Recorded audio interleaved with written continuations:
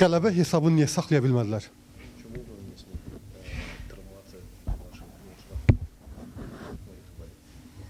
Ну, якщо по грі, давайте я по грі пройдусь коротенько.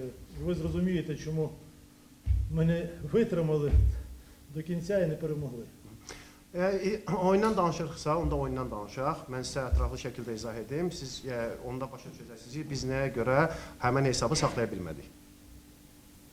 Я думаю, 65-70 хвилин був футбол на полі. Дуже непоганий футбол в виконанні команди Нефчі. Deməli, deyə bilərəm ki, 65-70 dəqiqə ərzində oyunda, meydanda əsl futbol oldu. Və bu futbolu da Neftçi komandası ifa etdi. Necə də oynadı, göstərdi. Я не пам'ятаю цей час ні єдиного моменту у воріт Нефчі. Mən həmən vaxta qədər Neftçinin qapısı önündə xüsusi hər hansı bir hadisə yaşandığını xatırlamıram. Нефчі, навпаки, забила 2 м'ячі і могла забити ще як м'яча 3 як мінімум. Və mən deyim ki, buna baxmayaraq, hətta Neftçi 2 gol vurdu. Hələ deyim ki, təəssüf ki, yəni, hətta orada bir şans da var idi ki, əlavə 3 gol da vura bilsin. І це зіграло дуже велику роль, чому ми не виграли. Elə bunun elə əsas səbəbi bu oldu ki, bu məqam bizim udmamağımıza səbəb oldu. Тому що останні 20 хвилин я бачив, що хлопці вже грали на жилах, як можна сказати, бо не було вже тієї свіжості. І, якщо чесно, фізично команда дуже слабко готова. Deməli, nə deyim və son 20 dəqiqəni isə çox çətinliklə yorğun və vəziyyətdə oynadılar və səmimi olaraq etiraf edim ki, fiziki güc yetərli qədər olmadı həmdə. Але це все можна поправити в кращу сторону. Amma bütün bunların hamısını daha yaxşı istiqamətdə düzəltmək olar. Потрібен, у нас ще залишилася одна гра з Карваном 20 грудня. Потім дамо трошки відпочити хлопцям до початку січня. І поїдемо на збори, де буде дуже багато кропотливої роботи. Amma yox, bizim 20 dekabrda Karvan komandası ilə bir oyunumuz vardı. Onu keçirəndən sonra yanvar ayının əvvəlindən biz gedəcəyik toplantıya və orada artıq komandanı daha yaxşı hazırlamaq şansı olacaqdır. Те, що я вам казав, я те сьогодні також побачив, що дійсно футболісти тут непогані. Вони мають непогану швидкість, вони вміють непогано володіти м'ячем. Техніка на дуже непоганому рівні, але треба саме головне поправити дисципліну общу команду, а також фізичний їх стан. Mən bugün nəyi deyirəmsə, elə eyni də gördüyümü də yəni sizinlə bölüşürəm. Belə deyim, yaxşı komandadır, oyunçular yaxşıdır, sürətləri yaxşıdır, toplu idarə etməsi çox yaxşıdır, texnikaları da qəbul edilən səviyyədədir, yəni pis deyildir. Sadəcə bir-iki şeylər düzəlməlidir. Bunlardan biri disiplinin daha yaxşı düzəldilməsi və eyni zamanda fiziki gücün də artırılmasına yönəlmiş səylər olmalıdır. Тому роботи дуже багато. Я і мій тренерський штаб, ми не боїмося цієї роботи. Будемо робити все можливе і неможливе для того, щоб підняти Нефчі на вищий рівень, тому що для мене Нефчі це як в Україні Динамо або Шахтар, якщо порівнювати. Це історичний клуб, це клуб з історією, це бренд Azərbaycan. Deməli, ona görə də nəyi deyirəm, mən bir uzun müddət məşqçi təcrübəsi olan kimi birini əmin etmək istəyirəm və bildirmək istəyirəm ki, bundan da qorxmuram. Biz əlimizdən gələn və gəlməyən hər şey edəcəyik ki, Neftçi daha yüksək səviyyələrə qalxsın. Çünki mən bu komandanı Ukraynada Dinamo ilə, Şaxtyorla belə müqayisə edirəm. Bu tarixi bir klubdur, Azərbaycan üçün brenddir və bunu etməkdə kifayət qədər realdır. Це те, що я хотів сказати. Demək istədiyim buydu. Slava Ukrayna. Azərbaycana xoş gəlmisiniz. Sizin qarşınızda bu mövsüm üçün konkret hansı hədəf qoyulub? Sizin qarşınızda bu mövsüm üçün Bu mövsüm üçün konkret hansı hədəf qoyulub?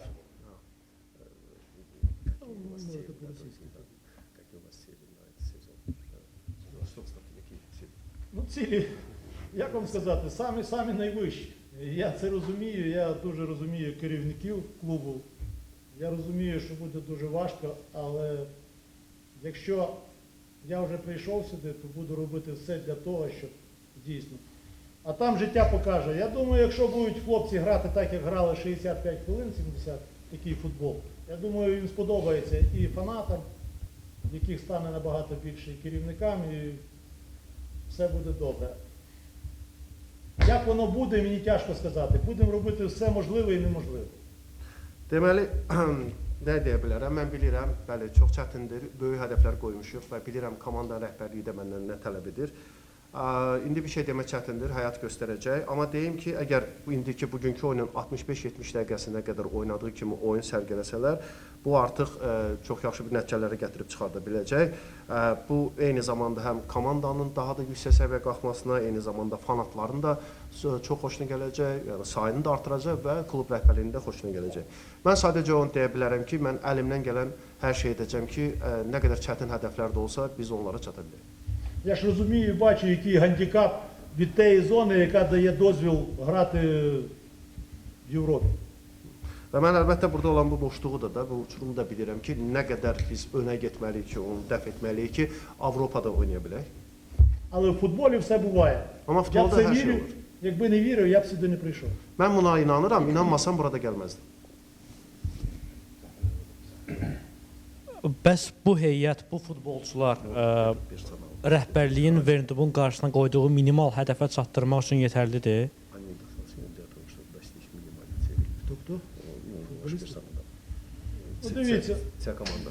дивіться, де б я не працював, я не починаю з того, що приходжу і говорю, гравці ніякі, давайте нових. Це не мій метод, як кажуть. Тому я, враховуючи все, футболісти дуже непогані, є у них якість, але все рівно ви розумієте, будь-який тренер буде завжди просити підсилення. І я це розумію. Так, ми спілкуємося. Я думаю, ті позиції, які дійсно потребують підсилення, будемо розмовляти, шукати, щоб знаходити і дійсно зробити все для того, щоб у нас на кожній позиції було як мінімум по 2 гравці, які зможуть спокійно друг друга міняти. Deməli, mən o tip trenerlərdən deyirəm ki, dərhal hansısa bir oyuna, bir komandaya gələndə deyim ki, yəni, salam, hər şey yenidən dəyişək. Əlbəttə ki, çünki baxıram, görürəm ki, pis oyuncular da deyirlər, yəni, düzdür, keyfiyyətdə çox da yuxarı qalxmaq istəyiriksə, burada mütləq şəkildə gücləndirməyə ehtiyac olacaqdır və bu mövqeyini də biz bir müddət keçəndən sonra onun üzərinə qoyacağıq ki, həqiqətən də bu gücləndirməyə hansı hallarda ehtiyac var və klub rəhbərliyi qarşısında da bu qoyulacaq və yəqin ki, biz də bunu axtarışlarla məşğul olacağıq. Əlbəttə, mən həm də ona çalışacağam ki, əlimdən gələn edəcəm ki, yəni ən azından 2 oyuncu olsun ki, onlar bir-birlərini rahat şəkildə əvəzləyə bilsinlər. Yəni bir-birlərinə bərabər oyuncular olsun. Ну, ви розумієте, що цей маленький час, там взагалі місяць, 20-го остання гра грудня, 23-го ми вже починаємо. І якщо ти не береш нових гравців, то ти їх більше не будеш знати, ніж тих, які зараз є. Тому краще їх залишити і з ними вже ми поспілкувалися, багато спілкуємося. І мені легше з ними вже, я розумію, що вони можуть, що не можуть. А так знову нова команда, ну так можна міняти кожні півроку і нічого воно не дасть ніякої користі. 23 січня mi починається? Да. Deməli, belə də deyim, vaxt da əslində azdır. Bu mövsümdə sonuncu oyun olacaq bu dekabrın 20-si və yanvarın 23-də də biz növbəti belə bir raunda başlayırıq. Ortada cəmisi 1 ay qal. Amma ən azından artıq bu uşaqları, oyuncuları mən tanıyıram. Bir müəyyən kimin nə bacarır və nə yox. Bu çox önəmlidir və bu onlar üzərində işləmək çox daha məntiqlidir ki, nəinki hər götürüb bütün o heyətin hamısını dəyişəsiniz. Məqsəd də budur ki, biz elə durmadan dəyişə gəlir, ancaq o mövqeyi tutsaq, gərək hər yarım ildən bir yeni komanda quraq. O da bu, yəni, effektiv deyil. Якщо питань немає, є? Varsa sualınız buyurun. İki sualım vardı. Azərbaycan xoş gəlmisiniz. Neftçidəki işinizdə uğurlar arzulayıram. Neftçinin bu mövsüm bu qədər qol epizodu yaratdığı yadımızda deyil. Yəni Həqiqətən 65-70 dəqiqə çox yaxşı futbol oldu. Maraqlıdır. Qısa müddət, yəni sürət də artmışdı. Qısa müddətdə nəyi dəyişdiniz, nəyi futbolçulara aşıladınız ki, belə məzmunlu oyunu görə bildik? Ви знаєте, я думаю, все рівно з кожним із футболістів потрібно спілкуватися. Birinci növbədə düşünürəm ki, hər bir futbolistlə danışmaq lazımdır, söhbət etmək lazımdır. І набагато більше давати тактичної роботи з м'ячем. Və, Щоб da, вони розуміли, куди бігти, як грати. Це саме və головне. hara vurmalıdılar, necə oynamalıdılar deyə topla daha çox taktiki məşğələlər eləmək lazımdır. І якщо ми хочемо менше бігати по обсягу, я маю на увазі залу, то треба грати в домінуючий футбол. Першим номером пресинг, завжди повища лінія захисту. Тоді цей футбол, я думаю, сподобається їм. Бо там ці відстані, щоб проводити атаки, 10-15 метрів. А коли ти від своїх ворот починаєш, то набагато більше, 60-70 метрів. Тому от хочеться такий домінуючий футбол привити для них, і щоб вони отримали задоволення від цього футболу.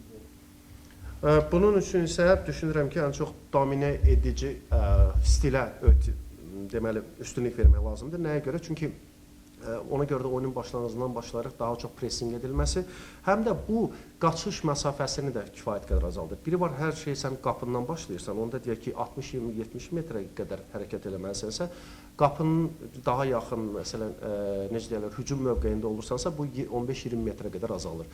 Bu da əlbəttə ki, həm də fiziki olaraq komandanın aktiv və gücdə qalmasına da dəstək olur. Це той футбол, який ви бачили от 70 хвилин. Оці останні 20 хвилин – це от той футбол, який я дуже не люблю і не хочу його бачити, тому що хлопці вже були виснажені і не було компактності, не було швидкості.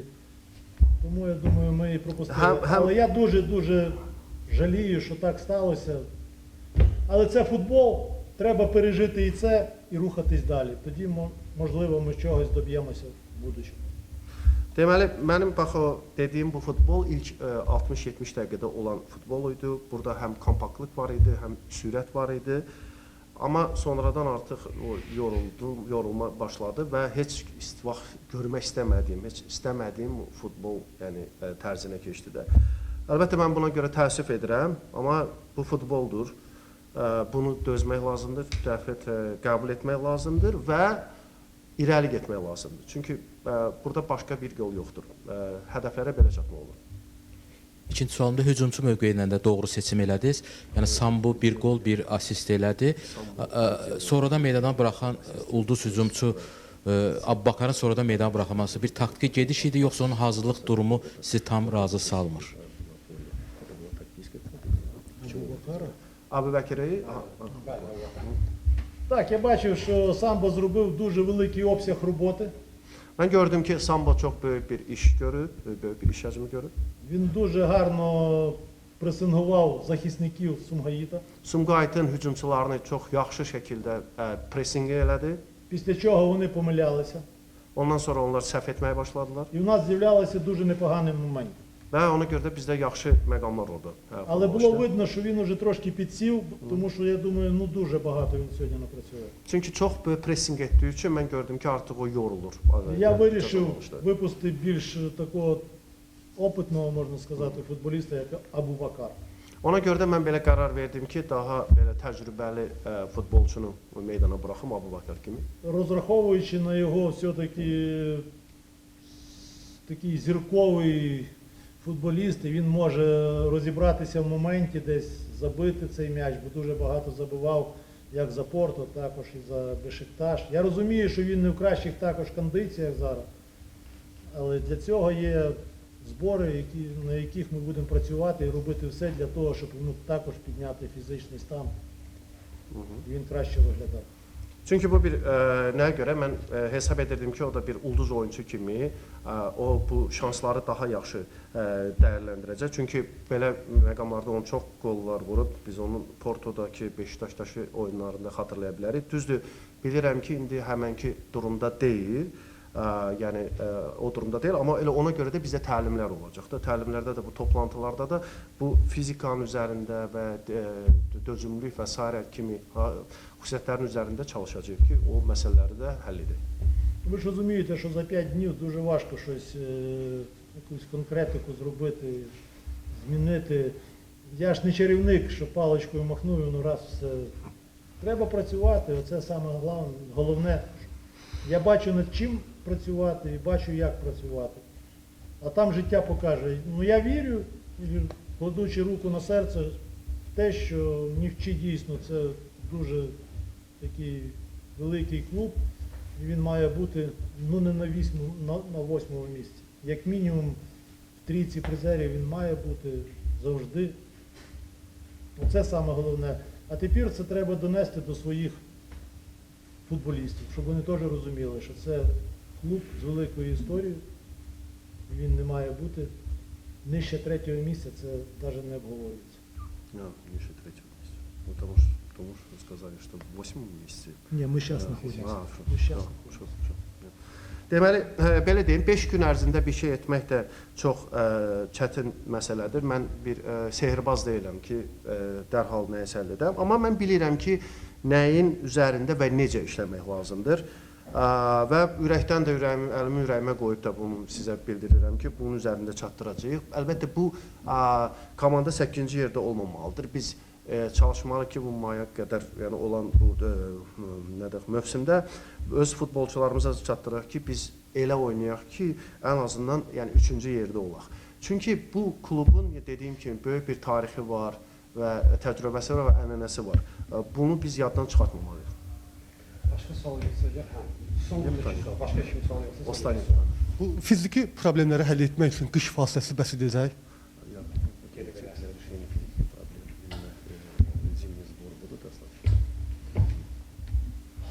Мені тяжко сказати, я привик, що Çətindir demək belə. в Україні набагато більше часу для підготовки.